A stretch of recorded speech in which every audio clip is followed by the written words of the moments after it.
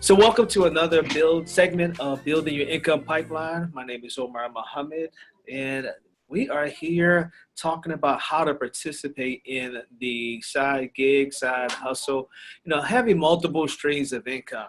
And we have a giant on, and I'm super excited to have him on. We have Ernest Epps. Hey, bro, how are you? Hey man, I'm spectacular. How about you guys? Man, improving and progressing, man. So for those who don't know who you are, who is Ernest Epps? Yeah, so pretty much, me personally, I got started in just kind of climbing the corporate ladder, right? So personally, for me, like I started going the corporate direction mainly because like my mom, that's what she kind of ingrained, and me and my sisters is just like, hey, you got to go to school, get a good job, and then just work there for the next 40 years and pray you have enough to retire at the end of that. Yeah, that's true. Yeah. I started going that direction, and it just was like, it just for me, it wasn't a good conducive environment just because like the more you started to grow, like, you just kind of had to like, just, people just kind of do weird stuff to you, try to talk behind your back, try to take your job. Like one of the things I was trained as a supervisor was that you never teach your subordinate how to do what you do. I heard that before. Yep.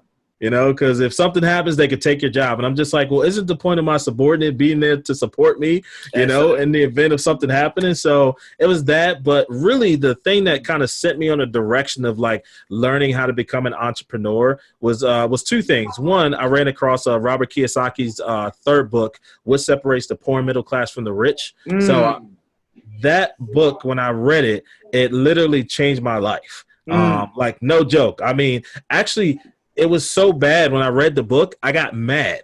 Like I literally got angry at myself because I was like, no one's taught me these secrets. I mean, I felt like it was like entrepreneurship was like a hidden like thought process from me. And I was just like so angry because I was like focused on climbing the corporate ladder. And I'm just like, here's this guy who's rich, who's saying like, I'm doing everything wrong. And like, this is how rich people actually get rich. And most rich people don't have a job. Like they're usually like, I can't remember the statistic, but it's like, 80-90% of like people that are wealthy are typically business owners. Right. That's right. Yep. So I'm like, man, like I'm already heading in the wrong direction if I want to, do very, very well for myself. And so actually when I read it, I got angry. And so I was so angry, I read it 3 more times, like back to back. And it's not a small book by any means.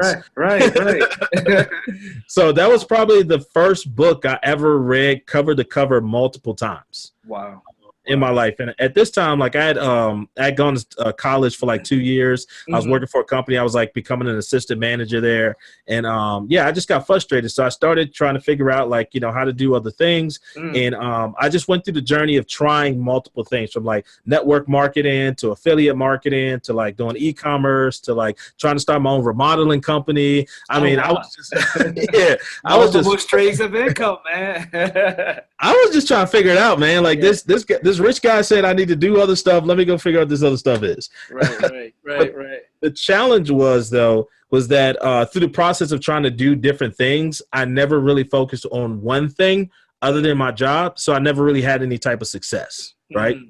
And so I just kind of failed miserably in the entrepreneurship business world for pretty much like 7 years, like back to back, just multiple ventures, just not really going well. But quite honestly, like I said, I take total responsibility for the things not going well because I really didn't put like my full focus and energy into those things because I was so busy chasing the corporate dream. I was chasing the $10,000 raise, $15,000 raise, things of that nature. And ultimately I settled in getting very comfortable. This was around like 2010, 2011. I ended up getting promoted to be like a sales director for a marketing firm. And I was managing 77 locations for like a really big billion-dollar company from South Carolina to Massachusetts. So there was like 200, 300 people that was reporting to me directly. Like, I mean, in my opinion, it was the dream job. I was like 20, and I was only like 24 years old too. Oh, wow. Yeah. So, this company entrusted a 24-year-old because at this point I didn't finish with college. I decided to chase like the corporate dream. And the company, they was just throwing money at me. So I just continued to chase the raises. And so I settled on what I call like the dream job, right? I was making close to a 6-figure income. I had a company car. They would fly me all over the place. I was renting fancy vehicles. They were paying for my cell phone, my car note, my light bill. Like, literally like they were paying for all this stuff for me on top of the 6-figure salary that I was making, right? And so I thought I had it made. And what ultimately happened was in 2013, I got a phone call, and my supervisor called me and pretty much told me that I was fired. Over the phone. Yeah, over the phone. Just just called me up and said, Wow. "Hey, just want to let you know we're letting you go. We're restructuring the company." Wow. Yeah. Wow. So when that happened, that right there, like literally, like broke me, like spiritually. I mean, it shattered my whole world, because I was sacrificing, obviously I was getting paid pretty well, but at the same time, like I was sacrificing a whole lot in the process of that, like flying all over the country, taking time away from my family. Pretty much if something needed to happen, like I was on a plane, like the very next day, like no questions asked. So, when that happened, I was just like just heartbroken, because I literally helped the company like establish things that they didn't even have in place. Like I built out entire systems for like hiring and onboarding people, and, having them maintain and generate more success than what they were having. And at the time, again, I was still kind of naive to like the whole business entrepreneurship side of stuff. Like I never patented anything. I never developed like pretty much like copyrighted any of the stuff that I put together, like had rights to it. And then I could have sold the process to the company. Then I could still be getting paid on it today. Right. So I didn't know about any of that stuff, and nobody was mentoring me to do that either. Right. Wow. So I just lost everything, and they kept all the stuff I put together for them. So that's what really forced my hand into entrepreneurship. It's like, man, I got to figure this stuff out. Like there's no way I can go through like building a company, helping them make millions of dollars, and just have it just all stripped away from me again. That's right. And I started to look back personally for me into like, online income streams, right? Because it's just like I know there's money, like people are making money on the internet, right? There's no mystery about that. Obviously, Jeff Bezos is like one of the monster examples, right? $1 trillion company just all on the internet, right? But even on a smaller scale, there's like hundreds of thousands of people making money. I'm like, there's got to be a way for this stuff to work. And looking back at it, like, again, because I started really looking into all this stuff like 2009, 2010, after reading Robert's book. And it was just like, man, there's got to be a way for me to figure it out. So I started doing more research, and I came across a graph from like the U.S. Census Bureau, just specifically for e-commerce, right? E-commerce selling physical products on the internet. And it showed that by the year 2020, there was going to be $600 billion annually being generated on the internet in the U.S., right? Wow. I'm not even talking about like, worldwide. I'm just talking about in the U.S. marketplace alone. And I said, man, Ernest, like, yeah, you're an okay guy, man, but like, do you really have to be that sharp to figure this out? I mean, even if you screw up and only get 0.0001%, like that's still a big piece of that pie. 600 billion, there's got to be a way to carve out some of that. And so I went on this like vigorous adventure of just like getting educated on like all the different aspects of like how to like, sell physical products online through an e-commerce store. And, ultimately I just made the decision. And this was September 2nd, 2015. So I went through like 2 years of like just trying to do different stuff and like try to figure it out. And it led to what ended up happening was I ended up getting close to like almost filing bankruptcy because like money's depleting and nothing was really working. So, it was just like, I got to do something. So I ended up getting a job as a human resource manager. But when I got that job, I said, Ernest, like you really have to do something for yourself, and you have to really go all in on that thing, right? Because I asked myself, why wasn't I successful from like 2009 up to like 2015, right? Like, is it network marketing? Is it bad business? No, there's tons of people making money in network marketing. Is like starting a remodeling company a bad business? No, there's tons of people making money doing that. Is e-commerce a bad business model? No, it's tons of people making money. It's just that really what it boiled down to was Ernest being fully committed to the process and actually staying consistent and persistent through everything it is that, it says that I need to do. Right. Mhm. in terms of just running a business. Like, you got to have a website. You got to have products on the website. You got to drive traffic to the website. If any of those things don't happen, you cannot say you could not make money because you haven't done the process. Right. So I literally like held myself accountable. And I said, you know what, Ernest, it's September 2nd, 2015. Just commit to this business the same way you commit to your job. Right. Because I looked at my job, like, why did I succeed and win and like get all the promotions and stuff at work? It's because like I was committed to the job. I was committed to excellence. I was committed to going into work every day, going in on time, going in early, staying late, no questions asked, like making sure I got the job done by any means necessary. And I literally told myself, like, you never done that for yourself, bro. Like, you done that for everybody else, but you never even gave yourself a shot. So I said, all right, let me just go all in for 30 days and just see what happens. Just work your business like you work your job. Just for 30 days. Were you working the full-time job and doing this? Oh, absolutely.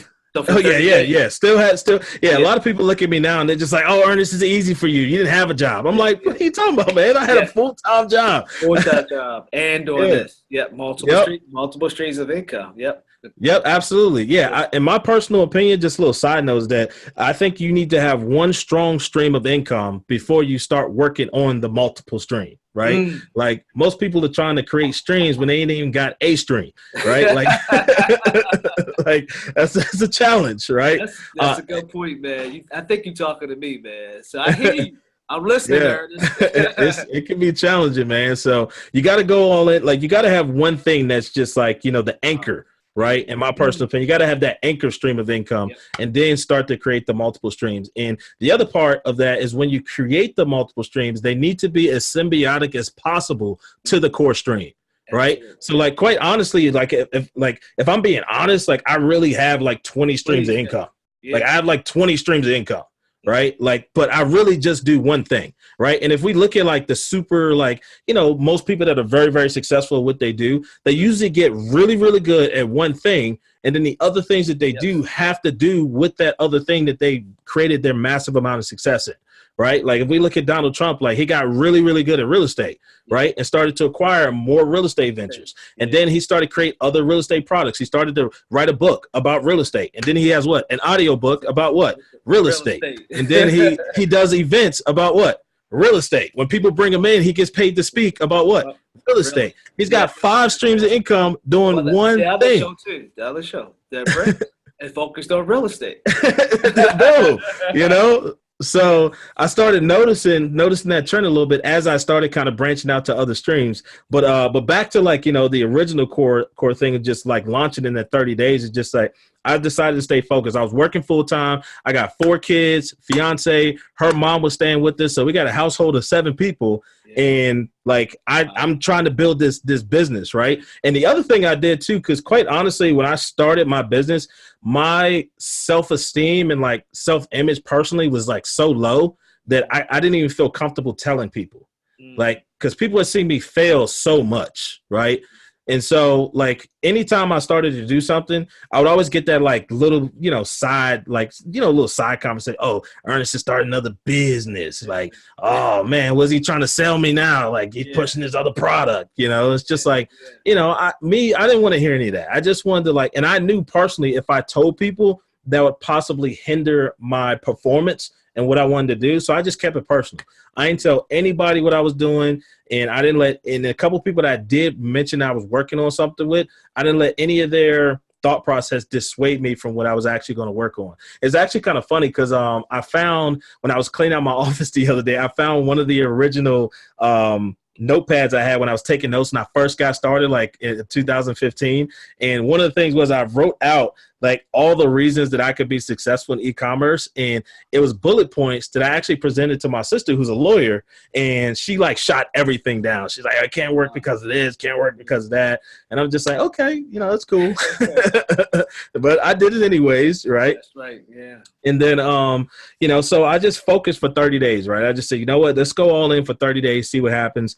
And it's actually funny because it didn't even take me 30 days. It took me 22 days to like do everything, like, you know, build a website. And at the time, I didn't know how to build a website and nothing like that. I didn't know anything about like contacting suppliers or like how to run ads or how to optimize anything. Like I had a little bit of knowledge from the stuff I failed at, but obviously they didn't make any money, so it didn't matter.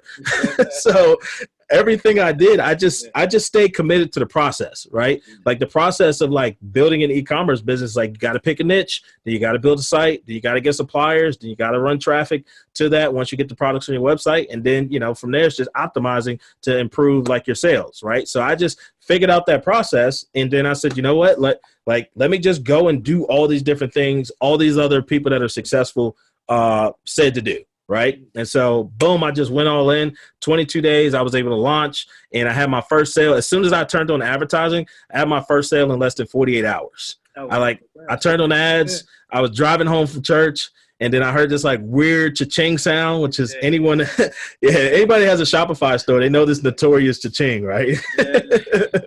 And so I heard that sound. I was like, what in the world? I was like, I don't got no ringtone with a cat. I don't like, where'd that come from? And I was just like, oh my God, somebody bought something on the internet. Like, this is real. Wow. Actually, it was so bad. I called the customer and like asked him if he ordered the product. Like I was scared. I was like, did you order this? Like, is this real? And he was like, yeah, I ordered it. Are you real? So I was freaked out, and I was freaking the customer out. We both freaked out, and I was just like, nah, man, we're just following up. Just make sure everything's copacetic. You know, just want to make sure we got everything squared away. You got the right product that you ordered. And, you know, from there, my first 30 days, I ended up doing like $3,000 in sales. It was like 3,400 or so. And then I went from like 3,400 to like 5,000 to 10,000 to like 15,000. Then I did like a month of like $41,000 in sales. I made like $17,000 in profit. And I was like, all right, now it's time to go fire my boss. Get the heck up out of my job. Plus, my boss was a jerk too. That like I hope all bosses aren't jerks, but my boss, she was a jerk.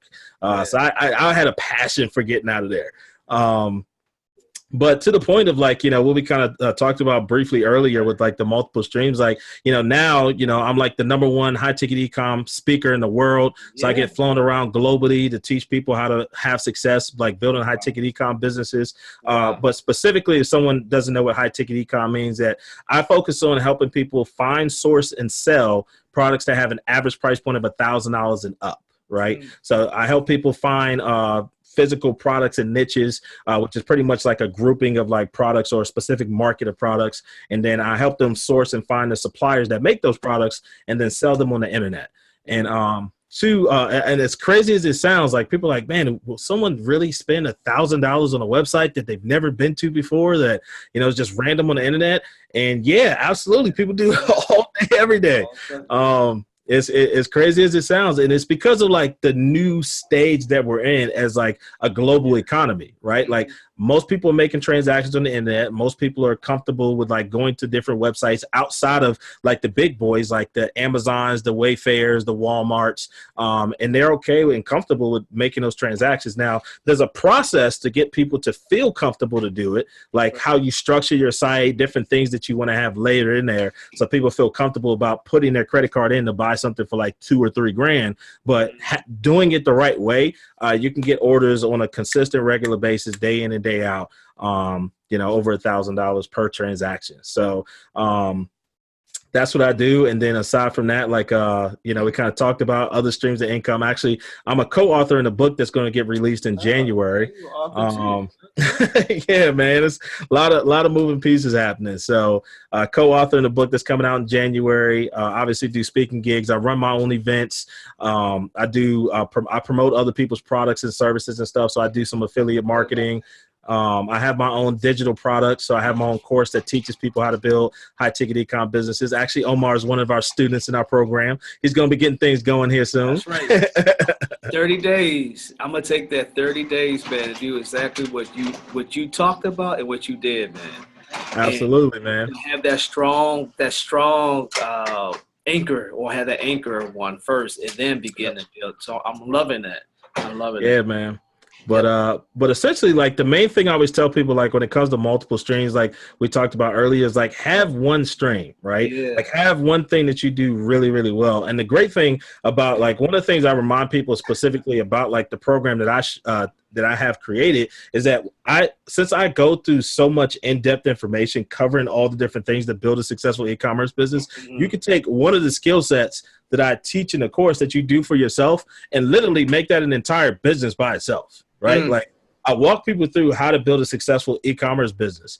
There's tons of people out there that don't want to build their own e-commerce stores. But if you learn how to do that, now you have your own store that's making you money. And now you have a skill set that you can offer as a service to help other people. From that to like SEO to like advertising, like I literally have a ton of my students that literally start having success with their own e-commerce businesses and then branch out and create their own service-based businesses that now gives them those multiple streams of income based upon the skill set that they already learned.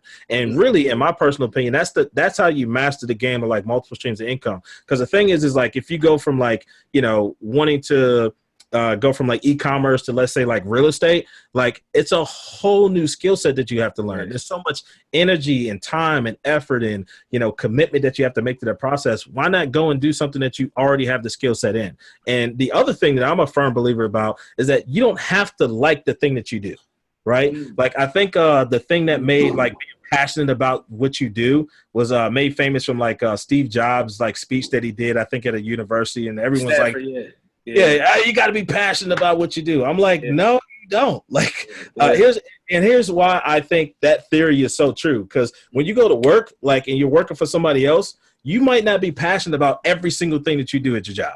Now, you might be passionate about being a doctor and maybe like the process of like, doing the surgery, but you might not be so passionate about like talking to the administrators, maybe like the rules, maybe having to be on call 24 hours. Like no one is 100% super excited about every single aspect about what it is they have to do, but you do it anyways. That's right. You do it anyway. So I take that same thought process and approach to like, everything I do from the business side. Like, I thought I liked customer service until I started having like hundreds of thousands of customers. And I was like, man, I hate customer service. Right? Like, but it's a nature of the beast, right? It's a nature of having a business, right? You have to take care of your customers, even the crazy ones. So they all have to get treated well. So with that being said, I'm not passionate about it, but because it's part of the nature of having a business, just in general, no matter what kind of business you operate, like you have to fill the gap of getting that done, right? So I think we also need to remove like the thought process of having to always do something that you're passionate about. Like it's okay to do something to generate enough revenue. Like do what you have to do until you can do what you want to do. All right. So do what you have to do until you can do what you want to do. Right. So for me, like, quite honestly, like if I'm being like 100% real, and this is the first time I'm ever saying this publicly on a recording, is that I'm not super excited, even though as excited as I sound about e-commerce, I'm not excited, like really excited about e-commerce. What I look at and how I like for me in terms of like reaching goals and objectives, especially like, I took the same this process in corporate, right? It's like, I got the goal that's over here, right? Goal over here. And then I'm over here. Right. So I got my goal and then I got where I'm at. Right. And then there's a gap, right? From where I'm at to where I want to be. Now, in the gap, that's the process. I'm not going to like everything in the process. And I understand that. So for me, my goal for me specifically with e-commerce was the thought process of, I heard this quote, if you don't learn how to make money while you sleep, you're going to work until you die. Yep. Right. So if you don't learn how to make money while you sleep, you're going to work until you die. And I said, I need to figure out how to get this sleeping money. Okay. So sign me up for the sleeping money. So I said, all right, what vehicles, again, the goal, make money while I sleep. Right. And I said, okay, the process are the different things that I can do to get to the goal. And I said, there's this thing called e-commerce I just found out about that there's a ton of people making money while they sleep. There's real estate that's been a tried and true industry year after year. But for me at the time, a few years ago, like I was on the verge of bankruptcy. Real estate, in order to play at the level to, again, surpass the income that I had, you have to bring money to the table, right? Yep.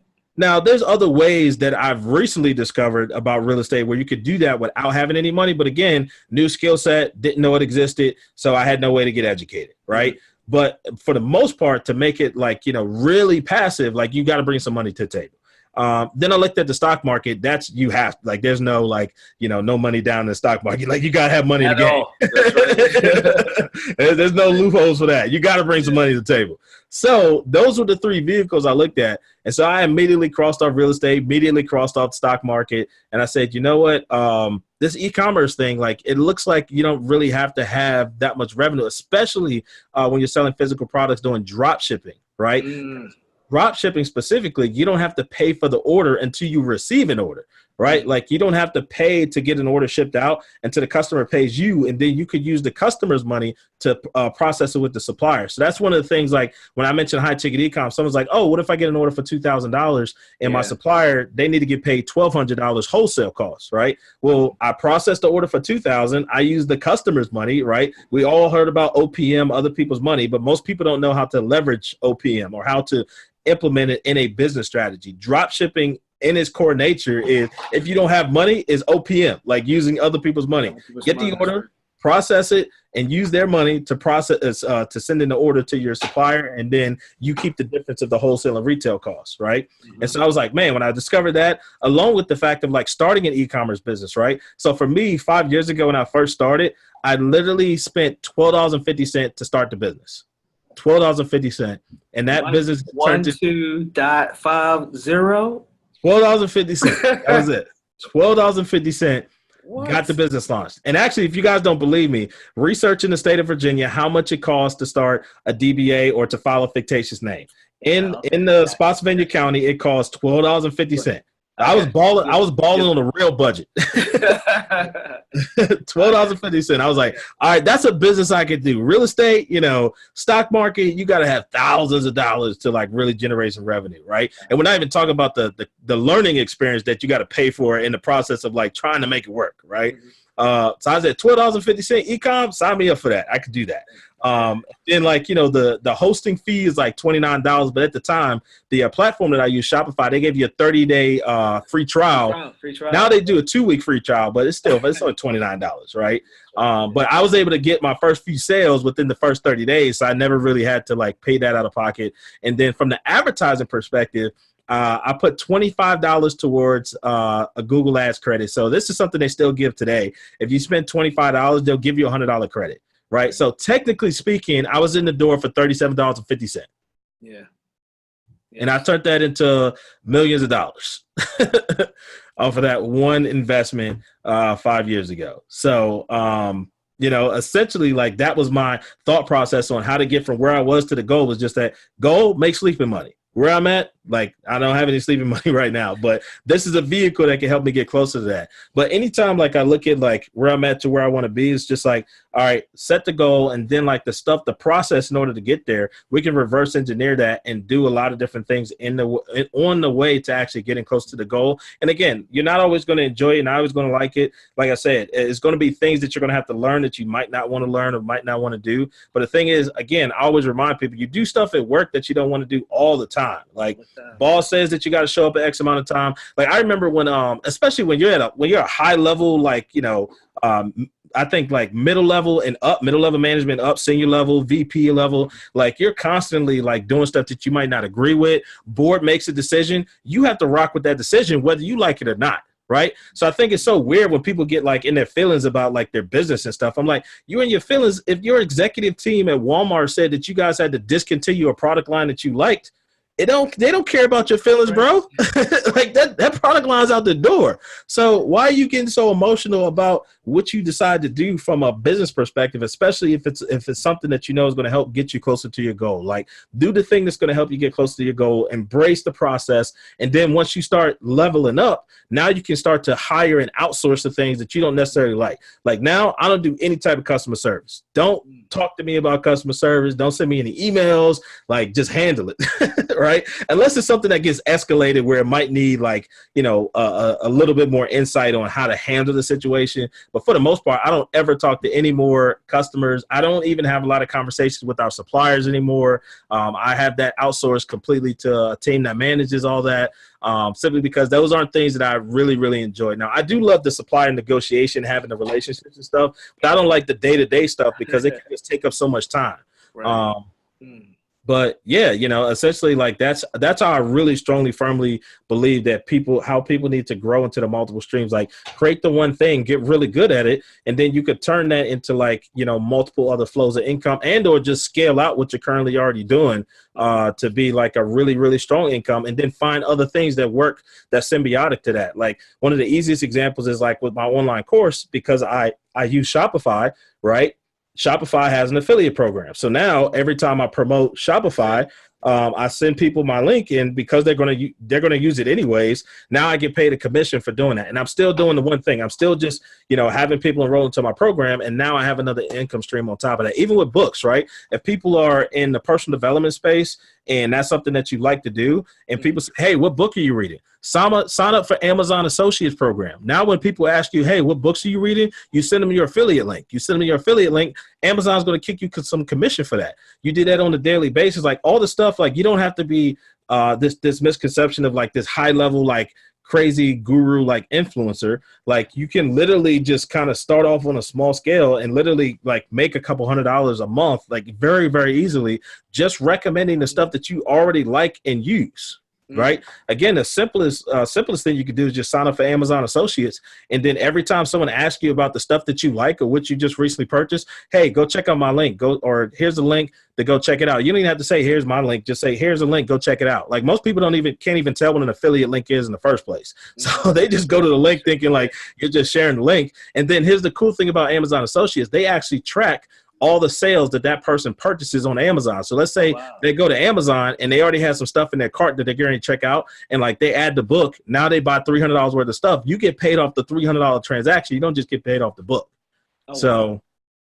Yeah, man, it's all those sorts of ninja tricks. Man, you said a mouthful, man. I only asked you one question. Yeah, I mean, this is my good. bad. No apologies, man. This is good.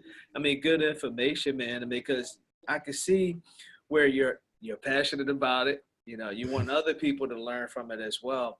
And, when people hear, let's go out and start this business, this online business, you did three things. You got that DBA name, you got a website through Shopify, and you got some ads through Google Ads, and you got a credit for purchasing some of them. So, I mean, three things to get individuals started and thinking about either high ticket items or some other drop shipping affiliate market. I mean, you talked about a whole lot, which was helpful to individuals. So no apologies needed, man. I mean, man, I like interviews like this where it's value add. You added a lot of value, man. Even helping me, the host, helping me out with learning some things as well. I do want to take a step back with the time we got left and talk about. You talked about your self-esteem. Oftentimes, when people are starting a full-blown business or they're working multiple streams of income, their personal development kicks in a lot.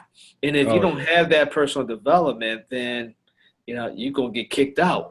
So with you, what are some of the resources you use to stay inspired, if you will?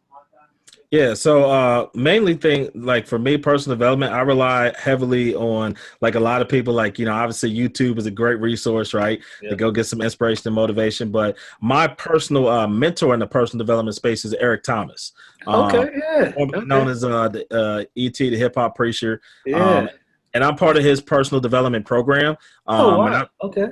Yeah, and I pay for a lot of his masterminds. I pay for one-on-one coaching, which, some people, like, again, I had one lady recently, she asked about like the personal development space. And she actually is looking to put together a program, and she said she wanted to charge like $400. And I mentioned how my mentors and coaches at minimum charge me $1,000 an hour to do one-on-one time. Right. Yes. And then someone else commented, they were just like $1,000 an hour. Like, that's outrageous. That's ridiculous. No one should ever pay that. And I was just like, okay, so you're telling me, like, it's okay to go blow like $500 to $1,000 a weekend partying with your friends. Yep. But now when we talk about improving your personal life and what you need in order to like progress in your business, it's hard to spend $1,000. Like, no, you're okay with spending $1,000 an hour. You're just wrong. You're just not okay spending $1,000 an hour on the right thing. That's right. Yeah, And on yourself for redevelopment, and as I always say, improving and progressing. So yeah, yep.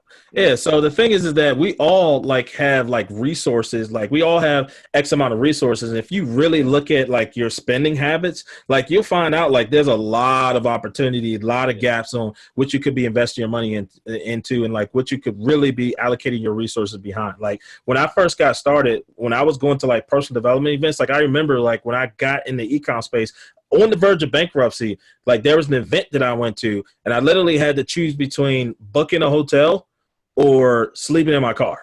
Mm, Right. So I mm, paid for the ticket because I knew I could get the ticket right then on the spot. But then it was like how I was going to get to the event and where was I going to sleep. Right. I right. knew I was going to drive to the event, but it's like, all right, if I decide to sleep in a hotel, like, I really don't have the money to do it, and I have other obligations that I have to take care of. So I literally slept outside in front of the hotel, and all I had for the weekend was a loaf of bread and literally peanut butter and jelly that just sat on the seat beside me in water.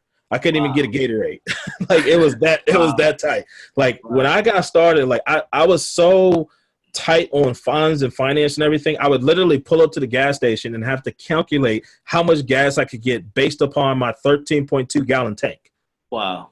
Like I knew the size of my tank, and I would have to do the math. Like, Yeah, all right, I need a quarter tank of gas to get to work and back. So that's only like 13.2 times $2.39. yeah. I would literally have to break out my calculator. And there was times, a bunch of times when I was working, where I had to sleep on my car because I didn't have enough money to get to work and back. It's just Oh, like wow. if I go to work, I'm gonna have to sleep in the car because I don't have enough money to get back tomorrow.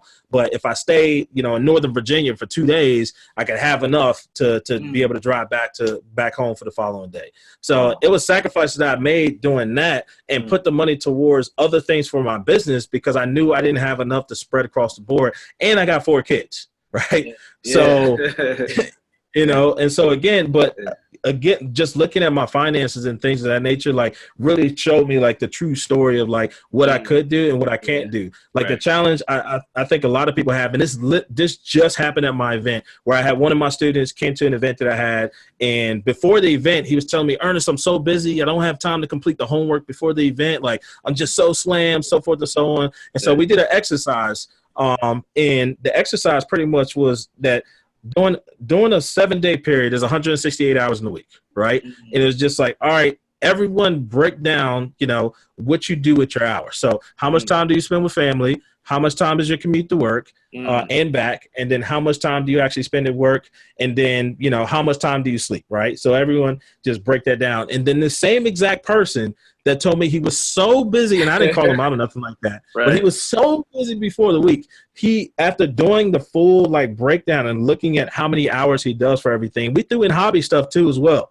He had 30 hours of unaccounted for time per week, Wow. right? So I had one of my Yeah, mentors that used to tell me, he said, show me your calendar, I'll show you your future. that's it. Right. Yeah, yeah. So it's like, what are you doing? Like, are you That's right. actually like, are you spending most of your time just thinking? Or are you actually spending time doing? Right. Mm, And so, that's just like, just a small example of like, time, like resources in terms of time, and then also in terms of like revenue, like what we can put stuff towards in terms of like improving ourselves. And for me, I spend more money on personal development stuff than I do on marketing, sales, e-commerce, like mm, any business stuff. I spend more money on personal development than I do any of that stuff because like for me personally, like it's just a challenge with all the stuff that I've like had to go through that I mm. just need that, like I need to Yeah. get like re-engineered every once in a while, right? Mm, Refocus, mm. reevaluate it, and really just take a look at like the different things that I have going on in life, and just kind of like reignite the flame every once in a while. Yeah, So that's for neat. me, that's super duper important. Not everybody needs that, but in my personal opinion, if you look at just having a coach and mentor or someone that in the personal development space, if we look at most of the people that we admire, most of them have a coach, That's most of them right. have a mentor, That's most right. of them have someone that they could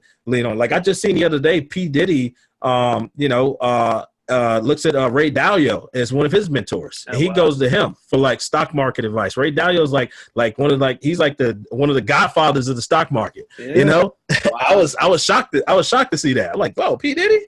You know, Yeah. um, Wow. So, it's a lot of people that have like other people that they rely on, like Michael Jordan with Tim Grover. Most people have no idea who the heck Tim Grover is, but that was the person that turned Michael Jordan into the beast that we know Michael Jordan as. But That's most right. people don't know him because that's his ace. Like he didn't want to talk about people like him publicly. But guess Right. what? Tim Grover ended up working with Kobe Bryant. He ended up working with Dwayne Wade. And like he was one of those people, like that was his personal coach that helped him get to the level and ascend to the Michael Jordan that we know now.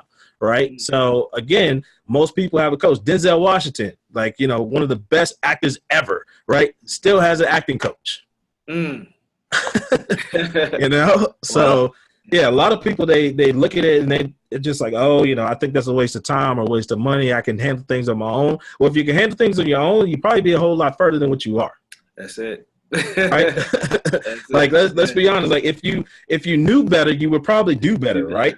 That's right. So there's a gap in what it is that you think you know versus what you actually know that's actually holding you back, right? So somebody probably need to hear that. That's why you probably asked the question. So I need to hear that, so sometimes the coach need a coach. yeah. Motivator needs to be motivated. This inspirer needs to be inspired. So, man, I really appreciate that. All right. So, any final thoughts? I mean, man, you gave a lot of nuggets today. Talking about the anchor piece. And I like that anchor piece and begin to work on other ancillary products or services down the line.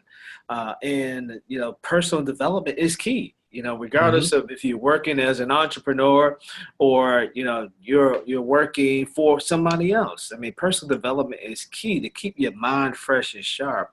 And you mentioned some good tools, YouTube and Eric Thomas on that. And the point that I'm getting from this is just to get started. Don't take those excuses and get them out the way. Let me get that out the way. Yep. Yeah. No. I have a little phrase I like to say: if your mind ain't right, your grind ain't right. Because everything you think about mentally is going to affect the performance of what you do on a daily basis. Absolutely. Right. And to your point, I had a mentor of mine say all of an excuses is the skin of a lie, stuff of the reason. Right. Like quite honestly, like anybody could like come up with a like reason on why they didn't commit to something, right? Or why they didn't do something. But if we really look at it, like the things that we actually do are the things that we truly just make a commitment to doing. Right? Like, the good old, like, Yoda phrase, like, don't try, do. There is no such thing as try, only do. Only do. Right? And so go watch that again, man. Yeah, man. So like that was one of my like primary, like it's still like it's a driving philosophy, but especially like when I was in like corporate managing a lot of people, it's just like we don't try anything. It's either gonna do it or you're not gonna do it. Right? Like, so why not again that same level of commitment that we bring to our jobs, especially if you're someone that that you're doing like a really good job, like you're not slacking at work, just trying to, be on the clock, punch in, punch out, but you actually like really like, value your employer relationship. More than likely, you already have some key habits that, could possibly like, make you a couple $100,000 on the side very easily. Right. It's just your level of commitment to just doing that same thing and taking that same energy and effort that you put towards that and, doing it in another arena. And that's what it was for me. Like, I just took the same effort that I was putting in one arena and I just channeled that energy in another arena. That was it. And most of the people that I see win and succeed, just overall, just like no matter where their background was from, is that they just take that same energy that they had in one arena and they just channel in another. And that's why they continue to just be a champion in that thing. So yeah, to your point, it's really just getting started and don't be afraid to fail. Right. Like, literally like it's okay. Like, and honestly, like when you fail, you just got to fail forward. Right. Like take that learning experience because that's all failure is. It's just a learning experience. And most people, they're just afraid of that. Like, oh man, what if I mess up? What if it doesn't look right? Like, what if I, make a mistake? What if I like, spend too much money doing this or whatever? Like, stop thinking about that. Like, just focus on the activity and the action that's going to get you closer to the goal. Because quite honestly, like the money issue that potentially might be there, like that could easily be resolved. Right? Like that could very, very easily be resolved. And there's tons of money out here, tons and tons and tons of money. Recently, I just did a round of financing where I raised like $160,000 in like 30 days. Right? Wow. Like It's a process to know how to do that. But like it was like so simple, right? I don't want to say easy because like, what's easy for some is like, not as easy for others, but it's simple, right? The process was so simple. It's just, and the only reason why I had never done that before is because I didn't know the rules to the game. Like I didn't know. Right? Again, we don't know what we don't know. So I learned the rules to the game. I spent 2 years learning the system and learning the rules to the game of how to do like funding. And then I implemented every single thing I learned. And then poof, $160,000 just popped up, and it's like very simply and duplicatable in order to be able to do that. So there's tons of resources, there's tons of money, there's tons of information that you can get, and truly, genuinely, like information and knowledge is one of the primary gaps that's stopping you from where you are to where you want to be. And aside from getting that information, now it's the application of the information that's going to determine your success. Absolutely. Well, man, I really appreciate you coming on board. Can't wait to learn more, man. I can't wait after my 30-day share with you where I've been. So really appreciate you, man. You a legend. I see you traveling all over the world, man. We really appreciate you, man. You added a lot, man. And looking forward to hearing the people who tune into this particular segment. I want to hear from them about the nuggets that they learned as much as I've learned. You guys want to just kind of learn a little bit more about me? I have a free Facebook group. It's Ecom Dropshipping for Entrepreneurs. So you can check that out on Facebook, or you could just go to my personal site, which is my first and last name. So Ernest Epps, EARNESTEPPS.com. And I have a ton of free resources I have out there if you guys are interested in learning about e-commerce. Good deal. And then we have this directory of all of the speakers, and we'll make sure that we get that in there as well. So really appreciate you. So we're going to now move on to the next segment, and stay tuned. Until we meet again, continue to improve and progress. Peace.